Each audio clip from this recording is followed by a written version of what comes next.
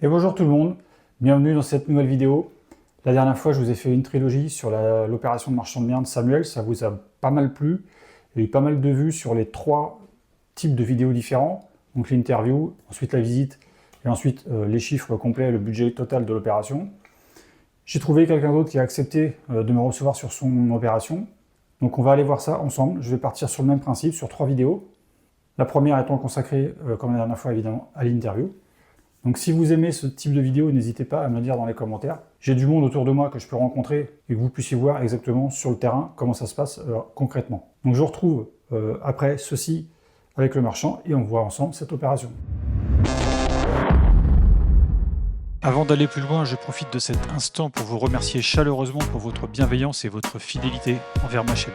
Pour les petites chaînes comme la mienne, il est très important pour exister d'avoir une communauté active pour être visible du plus grand nombre. Alors si vous appréciez le contenu et que vous voulez continuer à avoir des informations importantes gratuitement, c'est le moment pour vous de m'aider en retour avec votre meilleur pouce bleu et en me laissant un petit commentaire en bas de cette vidéo après l'avoir visionnée. Et bien entendu, si ce n'est pas déjà fait, de vous abonner pour ne rien rater de la suite et atteindre la barre symbolique des 10 000 abonnés. Aujourd'hui, on est sur une commune de Loire-Atlantique, proche du littoral, sur la commune de Saint-Michel-Chef-Chef. Peut-être que ce nom vous dit rien, pourtant si vous avez déjà mangé des galets de Saint-Michel, c'est ici que ça se passe. Je me retrouve aujourd'hui donc sur une opération de marchand de biens avec Fabien. Bonjour Fabien. Bonjour Cédric.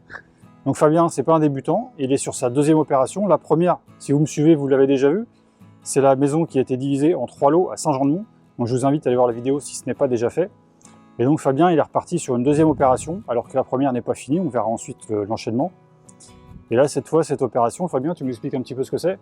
Oui Cédric, donc c'est une division de maison en 3 logements et un détachement de terrain également. D'accord, donc d'où l'opération, une division en 3 et le détachement. C'est ça. Est-ce que tu peux nous expliquer comment tu as trouvé ce bien? J'ai trouvé sur Moteur Imo. Moteur Imo, ouais. Voilà, j'avais mis une alerte et je l'ai vu arriver. Donc, En termes de filtre, une alerte, c'est-à-dire que tu as mis des filtres, tu avais mis quoi comme filtre? Je mets une filtre avec un terrain. Terrain. Terrain plus de 700 mètres carrés, je crois. D'accord. Donc voilà, elle est tombée et voilà. Ok, donc en fait ta recherche au départ c'était une division de terrain. C'est ça. Ouais. C'est ça. Donc c'est ce qui t'a attiré en fait dans ce bien? En premier, ouais. D'accord. C'est ça. Donc la division de maison, c'est venu après? Après. Je l'ai pas vu ça au début. T'as pas venu? Non. Et avec tes premiers calculs, la maison, juste en divisant le terrain, ça suffisait au niveau financier ou Ça aurait pu le faire, mais c'était un peu compliqué. Un peu juste? Ouais, un peu juste. Ouais. Donc la division de maison est encore mieux. Ouais, voilà, ok. c'est ça. Est-ce que le bien était en vente depuis longtemps? Ça faisait 2 mois environ. Bon, ça pas trop. Ouais, c'était en... Donc moi je l'ai visité en mai 2023. Ouais. Donc voilà, 2 mois à peu près, c'était en vente. Est-ce que tu sais s'il y a eu beaucoup de visites avant toi? Il y avait une visite, un jeune couple qui voulait en faire sa résidence principale. Après, c'est l'ampleur des travaux. Ouais. Ça faisait un gros budget, ouais. Et ça aurait été compliqué pour eux de se faire financer. D'accord. Donc, ouais. Donc tu en as profité. Est-ce que tu as été plutôt agressif sur ton offre ou pas? Non, parce que j'ai vu le potentiel assez rapidement. J'ai gratté, comme on dit, un peu pour le principe, 10 000 €. Bon, c'est toujours ça. Ouais. Mais voilà, j'ai pas gratté plus que ça. D'accord. Fabien, est-ce que tu peux nous expliquer comment tu as acheté ce bien? Est-ce que tu l'as acheté tout seul? Est-ce que tu t'es associé avec quelqu'un? Alors moi, je me suis associé avec quelqu'un. En fait, moi, j'étais sur ma première opération. C'était pas fini quand j'ai trouvé cette 2e. J'avais pas forcément les fonds pour l'apport de cette 2e. Donc j'ai demandé à une personne de s'associer avec moi, qui emmène l'apport. Et après, moi, je m'occupais de la partie terrain. La gestion des travaux, les artisans, les devis, enfin tout ça, toute la partie terrain. Et elle emmenait l'apport. Et au niveau du financement, vous avez choisi quoi comme... Compliqué avec la banque, étant donné que ma première opération n'était pas finie. On peut rappeler, pour ceux qui ont déjà vu la vidéo, c'est que sur ton premier projet, tu étais parti sur un projet en plateau. C'est ça. Des ventes qui ont capoté. Changement de programme, et tu as décidé de rénover intégralement le bien. C'est ça. Avec tes fonds propres. Avec les fonds propres. Et qui devaient me servir pour cette 2e opération. D'où l'association, parce que tu avais envie d'avancer, mais tu n'avais plus les fonds. L'opération était belle, rentable, ouais. Enfin, vous verrez plus tard, mais donc la laisser passer, ça m'embêtait un petit peu. Ouais. Donc on cherchait des solutions et on en trouve. Ok, donc association, par quel système d'association? Alors nous, on a fait de l'indivision. C'est peut-être pas l'idéal. À voir pour la suite, si ça doit arriver une prochaine fois. Je pense qu'on choisira plutôt une CEP ou quelque chose comme ça. Ouais. Même niveau comptablement, l'indivision, surtout quand il y a beaucoup de travaux comme ça, la gestion est difficile, il faut tout mettre aux deux noms, les devis, les factures. Pour le suivi, c'est pas forcément l'idéal. Ouais. Bon, on l'a fait, mais pas à refaire. Parce qu'en fait, pour s'associer, on a à peu près 3 possibilités. Donc l'indivision, comme vous avez choisi, on peut faire une CEP, société en participation, ou monter une SAS provisoire, le temps des travaux. En termes de coûts, de gestion, c'est pas si déconnant de faire une SAS. Bon là, ils ont choisi l'indivision. On verra. Ils regrettent déjà un petit peu au niveau comptable. C'est surtout le comptable qui regrette. C'est ça. Mais bon, ça se fait quand même, et il faut savoir que c'est pas la solution ultime. Voilà, c'est ça. Alors, division d'une maison en 3 lots, détachement de terrain. Est-ce que tu peux nous dire quelle demande d'urbanisme tu as fait? Moi, j'ai fait une DP pour le détachement du terrain et une deuxième DP pour la division de la maison en 3 lots. Ouais. Le changement des ouvertures, création de fenêtres de toit aussi. Ouais. Voilà. On aurait pu faire une seule, mais c'est vrai qu'on a été assez vite sur le terrain et après, pour la deuxième DP, il fallait bosser un petit peu plus avec la dessinatrice et ça a pris un peu plus de temps. Il y avait les vacances, c'était un peu plus compliqué, donc on l'a mise un petit peu plus tard. Ouais. C'est vrai que sinon, il y a la possibilité.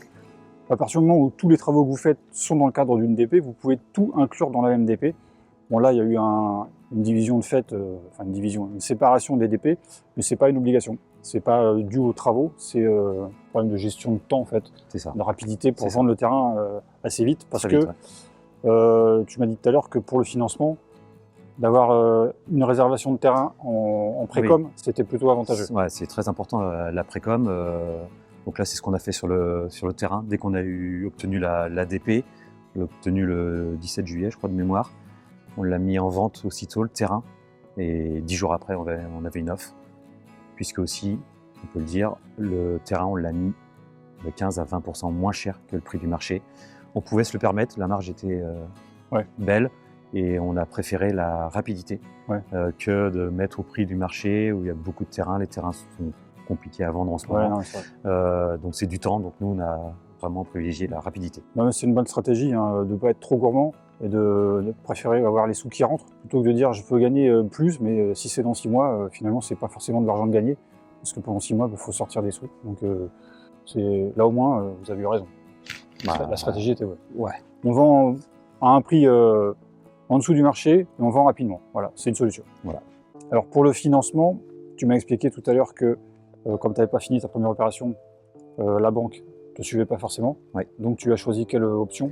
Donc on a pris le crowdfunding. On est passé par la première brique. Voilà, donc première fois que je travaille avec eux. Effectivement, les frais sont un petit peu plus conséquents, mais ça permet aussi de faire l'opération. Par contre, la précom était vraiment très importante pour eux, pour le financement, le fait d'avoir un lot, enfin déjà avec le terrain, et on peut parler aussi d'un autre lot dans la maison, on a réussi à vendre avant, c'est très important. C'est vrai que le crowdfunding, on le sait quasiment tous, c'est un peu plus cher, mais sans crowdfunding, en gros, cette opération, tu la faisais pas. C'est ça. Donc en gros, il vaut mieux payer un peu plus cher et avoir une marge quand même si elle est un peu réduite par les frais financiers, que de ne pas faire d'opération du tout. Tout à fait d'accord. Je pense qu'on est tous d'accord. Voilà. Au niveau de la première brique, ils t'ont demandé un apport particulier ou on est classique? Non, classique, enfin là plutôt 20%. Ouais. Sur ma première opération c'était 30%, enfin c'était une banque, hein, ouais. La première, c'était plutôt 30% et là c'était 20%. 20%. Ouais. D'accord. Voilà. Et ils ont accepté le projet facilement? Ouais. Oui, les chiffres étaient plutôt bons, voilà, de la précom. Voilà, hein, ça roule. Hein. Quand on a des bons dossiers, il n'y a pas de raison de ne pas se faire financer. Au niveau de la commercialisation, est-ce que tu l'as filé à quelqu'un ou est-ce que tu le débrouilles tout seul? Ouais, je me suis débrouillé tout seul. C'est vrai que je pars un peu du principe, quand un agent IMO vient nous donner un bien, on peut le redonner à la vente. Là, c'est quelque chose que j'ai trouvé tout seul. Donc voilà, donc j'ai gardé les lots, c'est moi qui revends. Voilà, ça se passe plutôt pas trop bien non plus. Pour l'instant, je garde cette stratégie. Bon, l'avantage de le vendre soi-même, c'est que tout l'argent que vous récupérez est dans votre poche, il n'y a pas de commission d'agence. L'inconvénient, c'est que vendre un bien, c'est pas à la portée de tout le monde non plus. Si on n'est pas à l'aise avec ça, c'est quand même pas mal de sous-traiter ça à un professionnel. Je pense que Et puis il y a la distance aussi. Oui. Tu n'es quand même pas à côté. Non, je suis pas à Et côté, mais bon. quand tu vas devoir enchaîner les visites, il faudra bien les centraliser.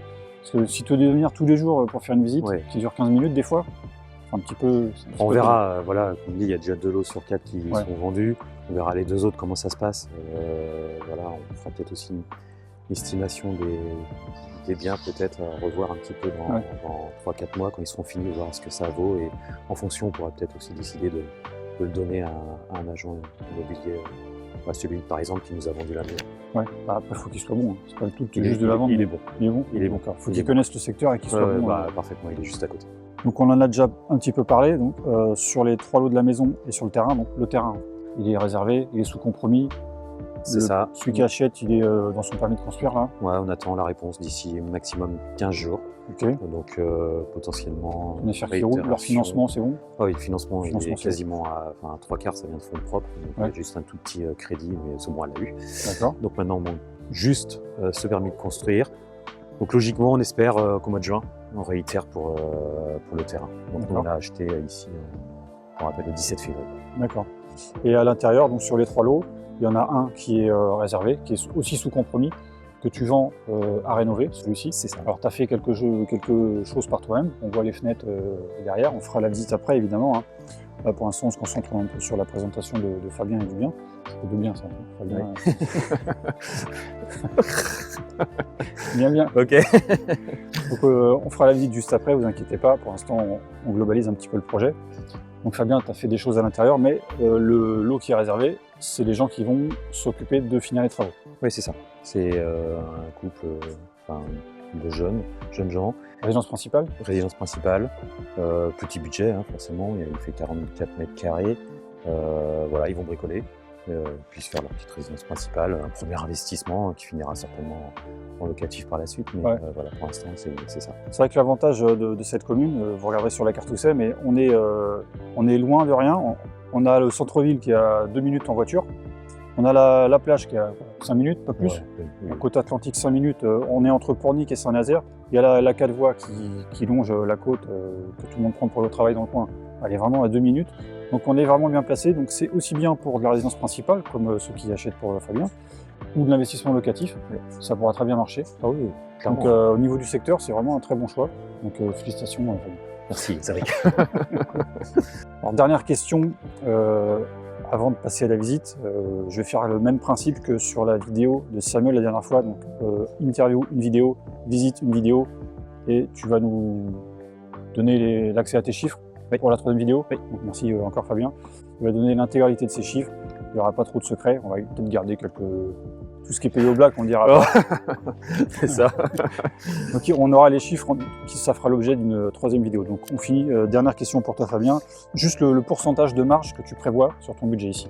Bah, à peu près 24% à peu près. Le tour après, voilà, quelques petites incertitudes sur le prix de revente, mais bon, il Ouais. peut y avoir mais 24%. 24%. Et là, on n'a pas parlé de ça d'ailleurs, mais est-ce que la première brique, tu as aussi imposé une marge minimum? Non, ils n'ont pas imposé, ils ont étudié le projet.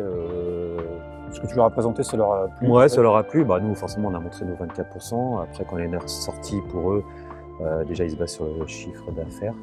Donc ça descendait un petit peu, mais bon, c'était toujours bon. Ah oui, Donc, ils prennent le taux de marque en fait. Oui, Parce que c'est c'est ça. pas un taux de marge, c'est un taux de marque. Ils ont Ouais. pris ça. oui, ils prennent ça. C'est Donc, moins, voilà. Donc il est un peu moins bon, mais il était encore dans les clous, donc aucun souci.